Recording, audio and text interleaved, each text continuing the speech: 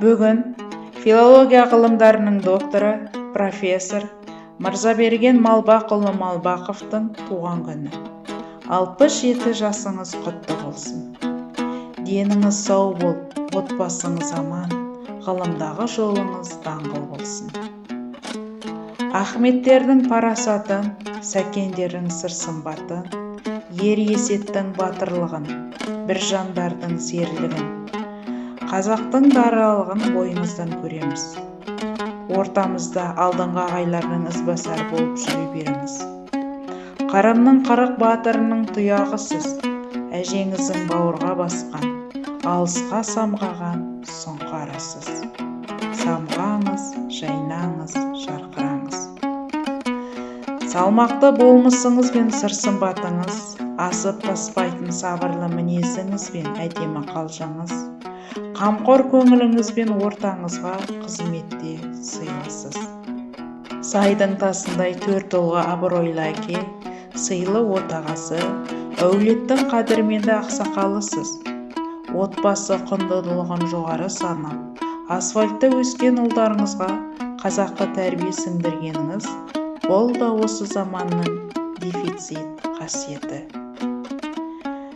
Балаларым шетелде оқыса да, жұмыс істесе де, Қазақстанға қайта оралып, отанында қалу керек деген сөздеріңіз есімізде. Тұңғышыңызға, батыр Есет Көтібарұлының құрметіне Есет деп ат қоюыңызға да тарихқа құрмет деп білеміз.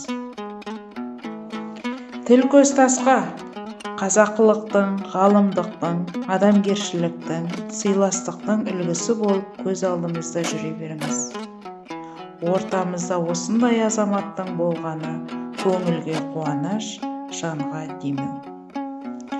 Үлкенге ізет, кішіге құрмет, алдыңғы буынға адалдық, жұмысқа жауапкершілік таныту сіздің өмірлік ұстанымыңыз. Алдыңғы буын ағайлар сізді еркелетіп мырзат деп атап кетті.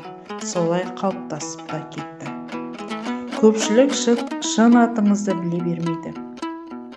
Мырзаберген Малбақұлы Ахмет Байтұрсынұлы атындағы тіл білімі институтында өз еңбегімен төменнен жоғары қарай ғылыми қызметтер, бөлім меңгерушісі, директорының орынбасары, директоры болып лауазымды қызметтер атқарды. Қазақ тілінің тарихын, ескі сөздіктерді зерттеумен айналысып, лексикография саласын ғылыми пәнге айналдырды. Кеңес үкіметі тұсында сөздік практикалық сала, ол теориялық ғылыми сала емес деген қағидаға қарсы шығып, сөздік жасаудың практикасымен айналысып, 18-19 ғасырларда шыққан Санкт-Петербург, Мәскеу қалаларындағы кітапханаларға, мұрағаттардағы ескі сөздіктерді зерттеп, беттері ашылмаған, ашылса да бірлі-жарлым адам ғана қараған құжаттардың біразын Шегірен, Палас, Адилов тағы басқа ерінбей ақтарды.